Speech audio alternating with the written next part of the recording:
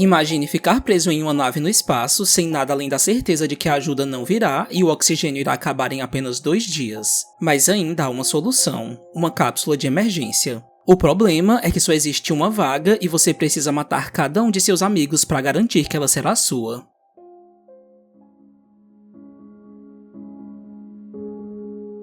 Os astronautas encontraram no caminho mais indícios de que o massacre descrito no diário tinha acontecido. Eles viram 2 corpos e estava na cara que eles não tinham morrido de causas naturais, e o mais brutal de tudo era que, mesmo sendo crianças, qualquer um nas circunstâncias que eles tinham estado se entregariam à selvageria.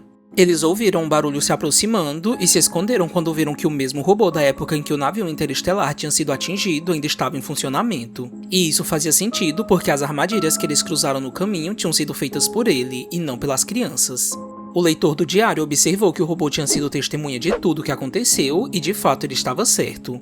Já tinham muitos mortos por todos os lados e amigos se esqueceram de laços para garantirem a sua sobrevivência.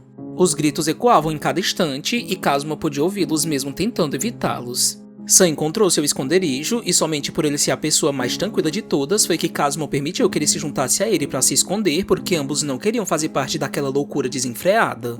Kazuma concluiu que num cenário daqueles seria muito difícil que alguém como Sam, que era muito bonzinho, conseguisse sobreviver. E de certo modo, ele estava certo. Kyo aproveitou a sanguinolência para caçar cada uma das pessoas que faziam bullying com ele, e ele não poupou esforços para brutalizá-los sem pensar 2 vezes. Mas ele tomou cuidado para deixar suas vítimas no limite da morte porque ele queria que Yotsu, que era o seu alvo principal, visse o que estaria esperando por ele. E isso não demorou para acontecer. No instante em que Yotsu soube que ia ser caçado, Kyo tentou matá-lo jogando um extintor de incêndio em cima dele. Mas ele escapou por pouco, deixando para trás um de seus amigos que estava implorando para que ele fosse morto, mas Kyo queria que eles sofressem até o fim. Kazuma e Sam encontraram Yo no caminho e os 3 chegaram no acordo de não se atacarem porque eles queriam encontrar um jeito de salvar todo mundo sem precisarem se matar. Kazuma pediu desculpas por não ter sido honesto desde o começo, mas Yo entendeu que ele estava certo porque a verdade não tinha trazido nenhum benefício, e que a ignorância naquele caso era realmente uma bênção. Yo lhes disse que ele estava na sala onde a circulação de ar era controlada porque ele queria checar essa questão do oxigênio. Kazuma revelou que eles tinham ido ali pelo mesmo motivo, porque ele precisava ver se o robô e se o professor Senda estavam certos sobre eles terem pouco tempo de vida. E infelizmente, eles descobriram que isso era verdade. Eles ficaram pensando no que poderiam fazer, e Sam se lembrou de que o navio tinha feito um comunicado sobre tanques de oxigênio portáteis que poderiam ser usados em caso de emergência. E apesar de não ser muita coisa, eles conseguiriam com isso garantir um pouco mais de tempo. Kyo encontrou mais um de seus agressores e quando ele o pegou, ele disse que só seguiu as ordens de Yotsu e prometeu que caso ele o deixasse vivo, ele diria onde Yotsu tinha se escondido. Só que Kyo não seguiu como combinado e o matou porque ele tinha feito ele sofrer demais para ele sair impune. Ao mesmo tempo, Yotsu e Kyo se viram frente a frente para acertar as contas, enquanto Sam, Yo e Kazuma tinham ido até o compartimento onde estavam os tanques de oxigênio. Eles estavam esperançosos sobre conseguirem parar a carnificina e também sobre encontrarem outros suprimentos que pudessem ajudá-los até a chegada do resgate. Mas quando eles abriram a porta, eles quase foram sugados porque infelizmente a área dos tanques tinha sido destruída e o espaço já tinha puxado quase tudo e agora estava também tentando levá-los. Eles conseguiram fechar a porta antes do pior e tiveram que se esconder quando ouviram gritos se aproximando. Kazuma notou que as coisas tinham se invertido porque ele percebeu que agora era Kyo quem estava caçando Yotsu. Nenhum deles tentou interferir porque aquelas circunstâncias poderia fazê-los ficar no meio do fogo cruzado. Mas Sam observou algo curioso porque ele tinha vindo da mesma escola primária que os dois e que além de Kyo e Yotsu costumarem ser amigos, era Yotsu quem sofria bullying de outras pessoas. Kazuma ficou espantado com isso, mas Sam disse que estava falando a verdade, ele só não sabia o que tinha acontecido para as coisas terem terminado daquele jeito.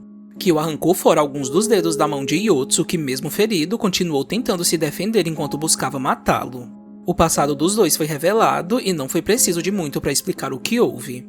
Yotsu era quem sofria bullying e mesmo tendo o apoio de Kyo, ele o usou como bode expiatório para que ele parasse de ser o alvo. Mas isso implicou nele tendo que maltratar o próprio amigo. Ele conseguiu acertar o machado na cabeça de Kyo, mas o capacete que ele usava amorteceu o impacto. Depois disso, eles se esqueceram da dor, dos cortes e do sangue espirrando no ar porque o foco estava em partes do quanto eles jogavam na cara um do outro que eles sentiam sobre a relação que eles tinham. Kyo conseguiu fazer Yotsu ficar de joelhos ferindo sua perna e terminou aquele jogo cortando seu pescoço logo em seguida.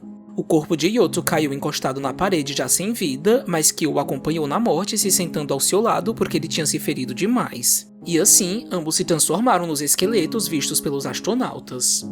De volta ao futuro, eles tentaram se comunicar com o robô que protegia o navio, dizendo que eles tinham vindo para ajudar porque eles acreditavam que ainda existia um sobrevivente. Mas o robô os viu como ameaça e os atacou de acordo com o protocolo de segurança e eles tiveram que fugir.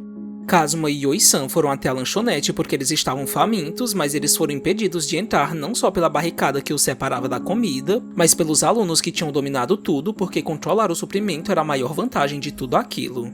Yo tentou acalmá-los dizendo que eles estavam ali em paz, mas um dos garotos fez uma pergunta bem estranha. Ele queria saber se eles eram do grupo da cidade ou da colina, mas um deles deixou que eles entrassem antes que eles pudessem entender do que isso se tratava. Eles explicaram que os integrantes da colina tinham tomado de conta da lanchonete e que os membros da cidade tinham os atacado várias vezes tentando pegar água e comida.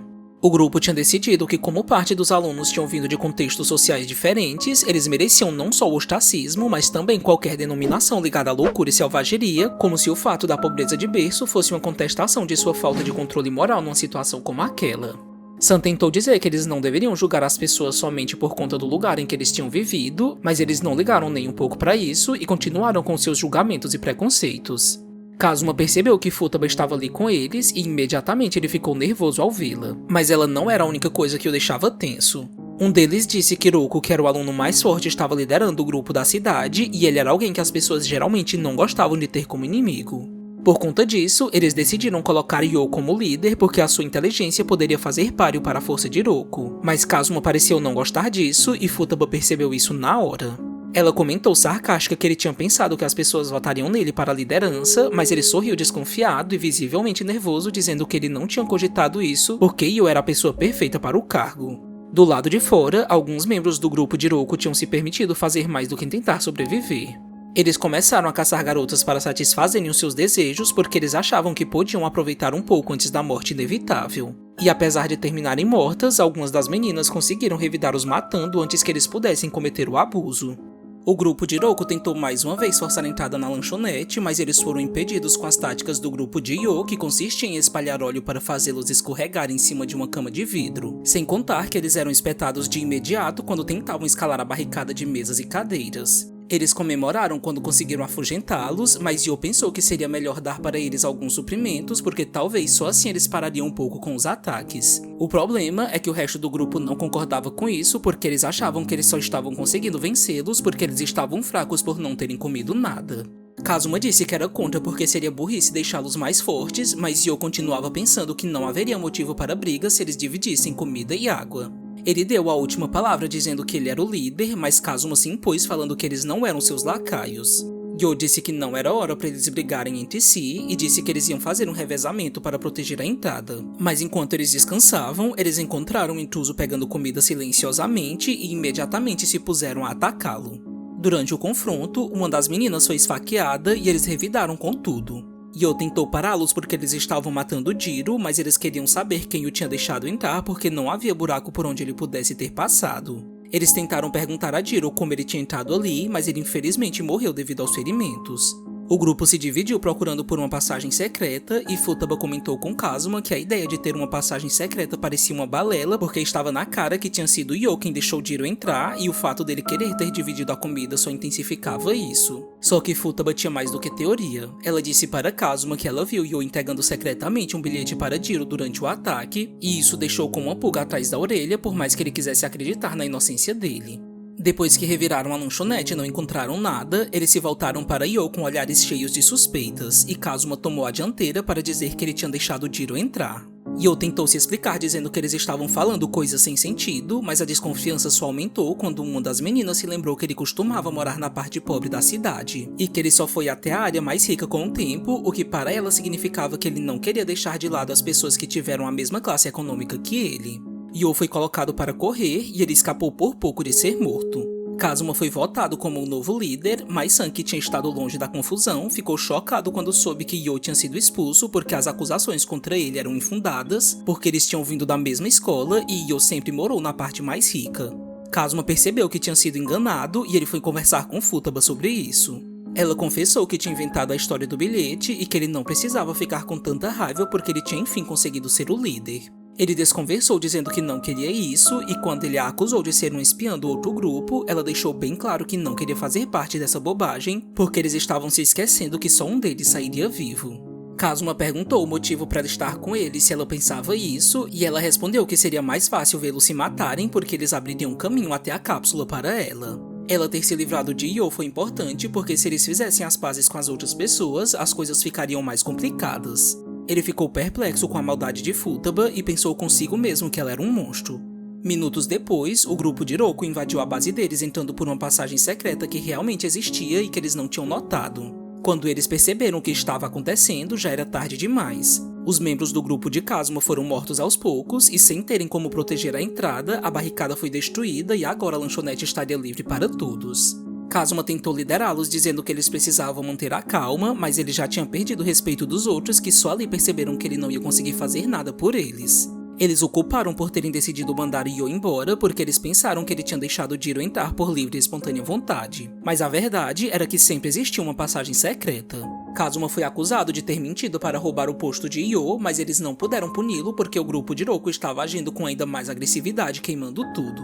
Itsu encontrou sua amiga de infância Satsuki por quem ele era apaixonado, mas ele não teve coragem de matá-la e ela saiu correndo. Ao mesmo tempo, Kazuma e San aproveitaram para escapar pelo único caminho disponível, a mesma entrada por onde o pessoal de Roku tinha passado.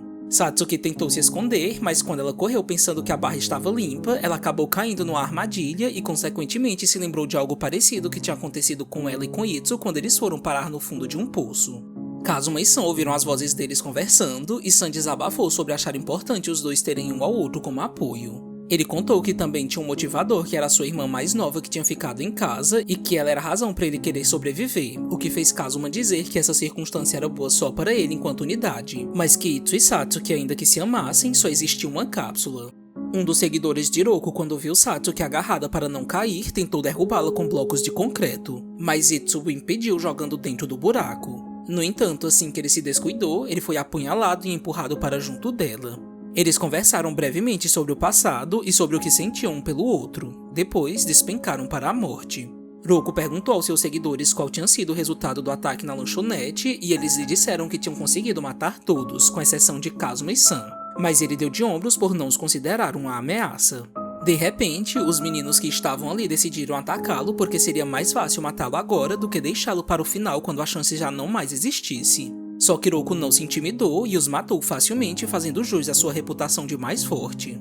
Io apareceu logo em seguida, mas ele não estava interessado na cabeça dele.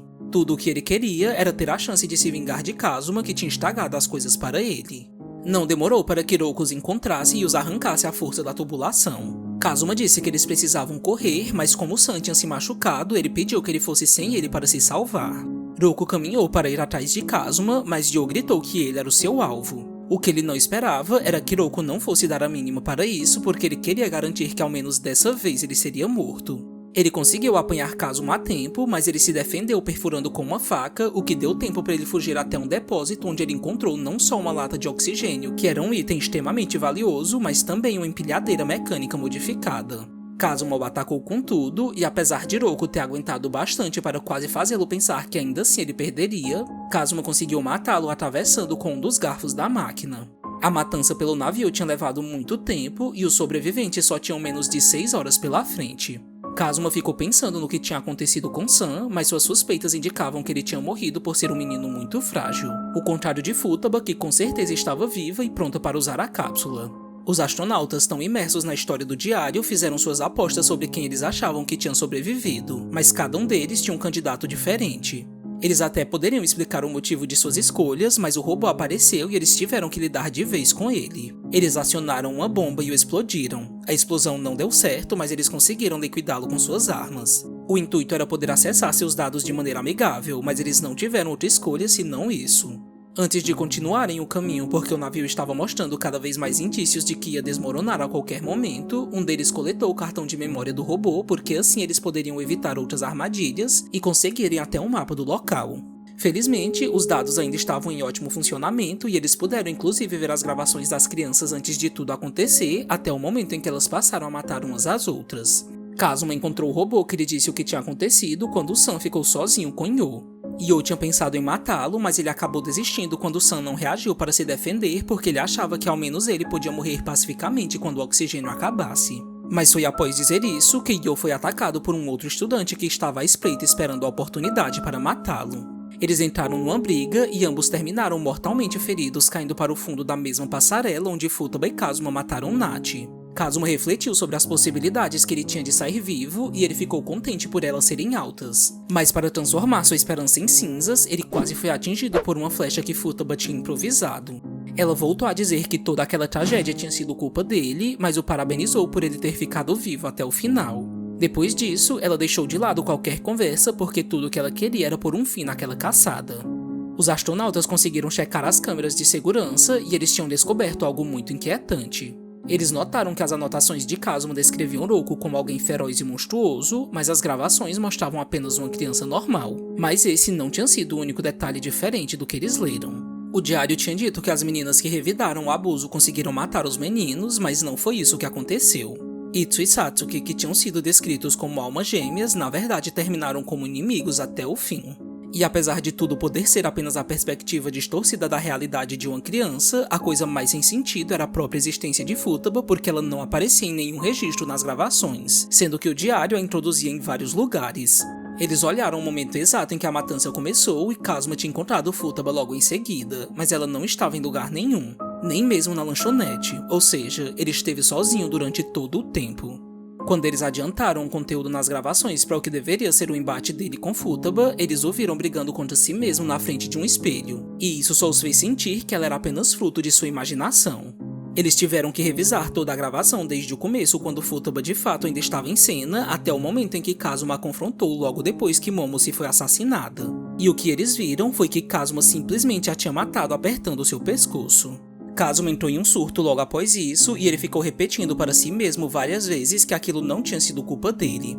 Ele arrastou o corpo dela até um canto e saiu correndo como se tivesse visto um fantasma. Os astronautas usaram a gravação para se guiarem e eles foram até o local onde tudo aconteceu. E lá eles confirmaram não só que Futaba realmente havia morrido porque eles encontraram seu esqueleto, mas que Kazuma esteve consciente o tempo inteiro de suas próprias ações.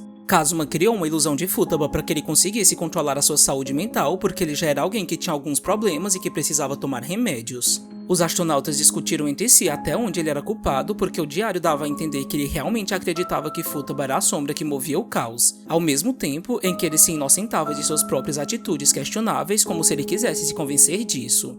Eles voltaram a olhar mais uma vez para as gravações e constataram seu declínio mental quando o viram brigando sozinho atingindo o espelho, e a ilusão de Futaba só o colocou ainda mais numa espiral de loucura quando ela disse que ela era nada menos do que ele o tempo inteiro.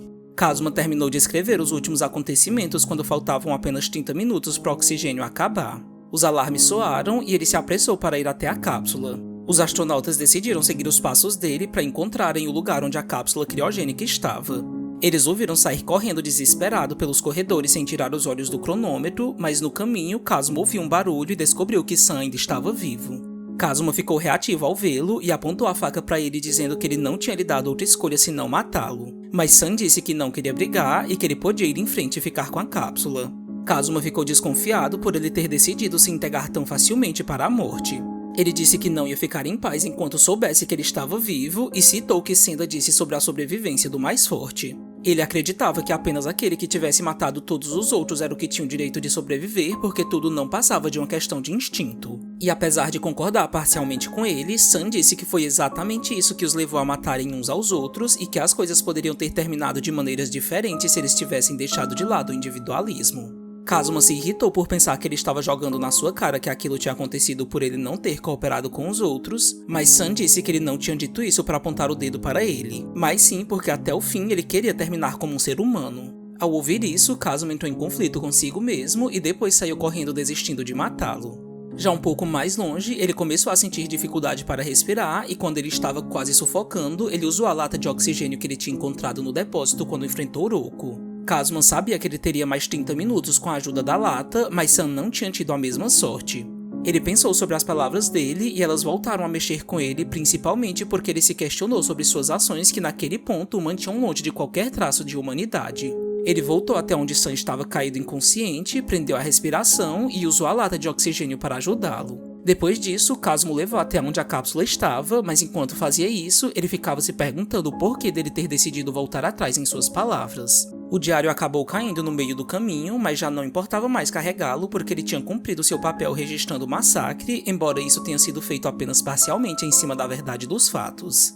Kazuma gritou assustado como tinha acontecido antes porque ele viu a silhueta de Futaba nas sombras o encarando. Ele saiu correndo gritando e disse para si mesmo que ela era apenas uma ilusão que ele tinha criado. No entanto, sendo ilusão ou não, ele sentia que tudo era profundamente real. Seus toques, seus olhares e sua aparição monstruosa no fim das contas refletia somente aquilo que ele tinha dentro de si desde o início. Kazuma sabia que podia ser tarde demais para ele fazer algo pelos outros, mas ele ainda queria morrer como um humano. Ele disse que não seria mais manipulado e avançou com tudo até onde a cápsula estava. Ele usou o painel de controle às pressas, tirou as roupas de Sam e o arrastou para a sobrevivência. Mas no momento final, ele voltou a se perguntar se aquela era mesmo a decisão correta porque ele também não queria morrer e a morte já estava batendo à porta. Kazuma teve mais um surto e brigou com o que aparentemente era a imagem de Futaba. Ele voltou ao painel de controle, mas os astronautas não conseguiram ver o desfecho de suas escolhas e conversaram entre si sobre o que ele tinha feito no último instante. Enquanto a maioria achava que o instinto de sobrevivência prevalecia sobre tudo, o astronauta que leu o diário desde o começo disse que queria acreditar que Kazuma ajudou Sam, porque essa era a diferença entre o instinto humano e o instinto animal. Eles chegaram até a sala criogênica e enfim estavam diante da verdade que seria revelada em breve. A máquina foi analisada e eles comprovaram que o sobrevivente ainda estava vivo, mas eles não sabiam quem estava ali. E quando eles olharam com calma, eles souberam que a humanidade em Kazuma tinha permitido que Sam sobrevivesse.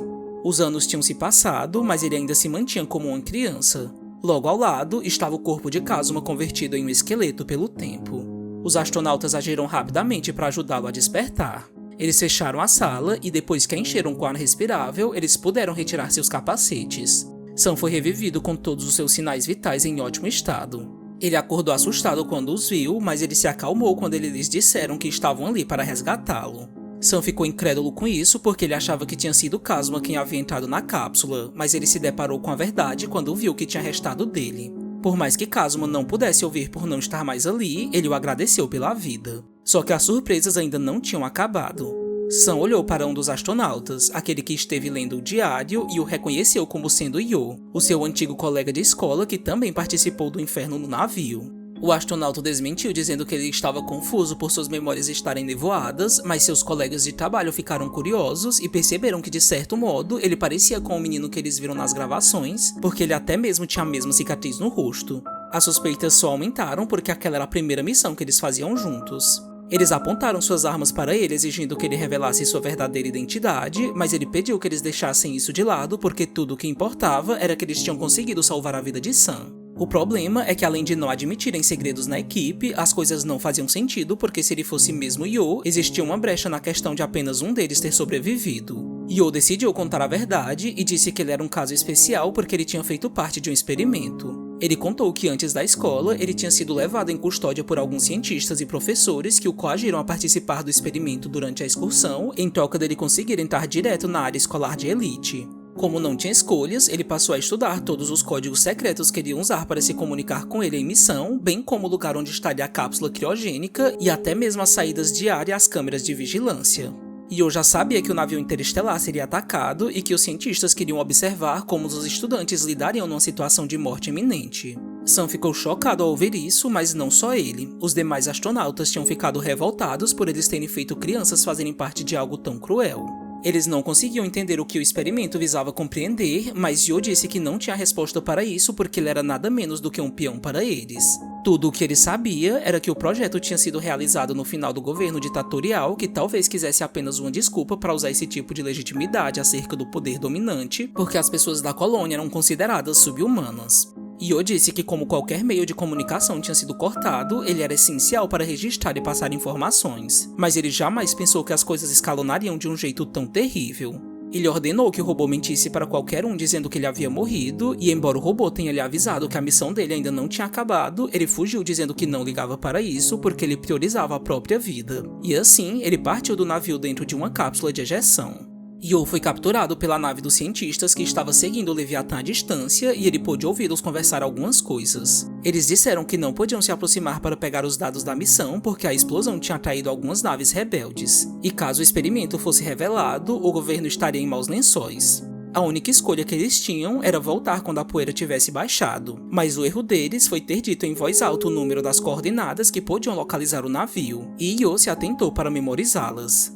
Yo foi levado para um lugar que ele não conhecia e foi interrogado sobre tudo o que tinha acontecido durante o experimento, inclusive sobre coisas que eles deveriam saber, o que indicava que por algum motivo eles não puderam voltar até o navio.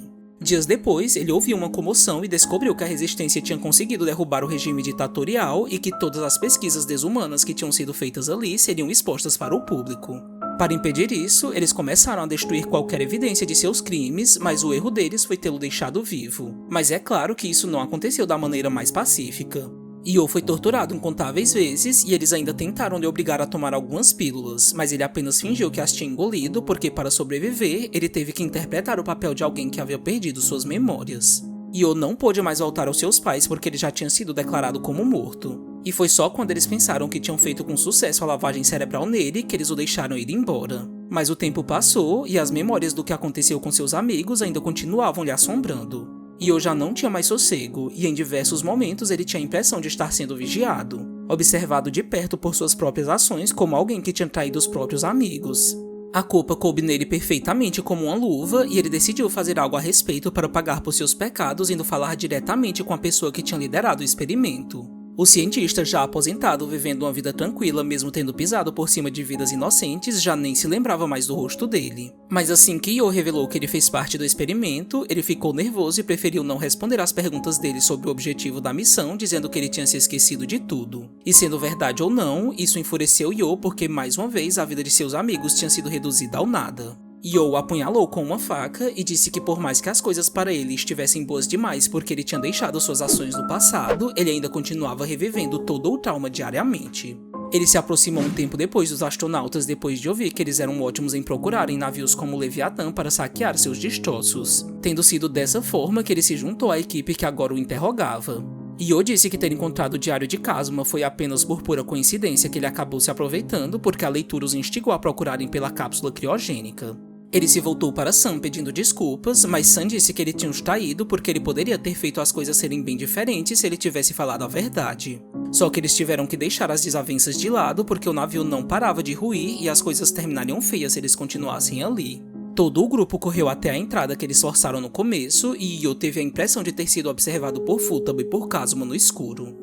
Sam acabou se separando deles no meio da nuvem de poeira e o chão debaixo dele se abriu e ele caiu num buraco onde ele se sentiu sendo puxado pelas almas de seus antigos colegas. Yo conseguiu ir até ele a tempo e ele comentou que os fantasmas do passado pareciam querer levá-los porque eles não os tinham perdoado por terem sobrevivido. Ele olhou para a poeira adiante e viu que parecia ser a silhueta de Kazuma ou talvez a materialização de sua culpa, tal qual as visões que Kazuma tinha com Futaba. De qualquer modo, eles conseguiram escapar ilesos, o que foi muita sorte devido ao estado do navio. No caminho até a nave, Yo deixou cair sem querer o Diário de Kazuma. Era como se aquelas páginas fizessem apenas parte do passado e nada mais que isso. E assim, todo o interior do navio colapsou, enterrando memórias há muito esquecidas. Os astronautas comentaram que eles tinham terminado aquela expedição de mãos vazias, mas eles estavam contentes por estarem vivos. E além disso, Yo era o único que tinha conseguido resgatar algo do Leviatã. Junto de Sam, eles olharam em silêncio para a janela como se estivessem pensando em como fariam para existir de novo. O navio lá fora, ainda flutuando em estilhaços, fazia companhia às páginas do Diário de Kazuma que se espalhavam lentamente mostrando uma história que jamais poderia ser lida novamente.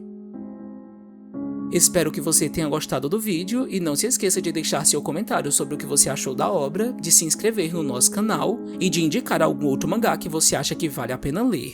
Enfim, até mais e nos vemos no próximo vídeo.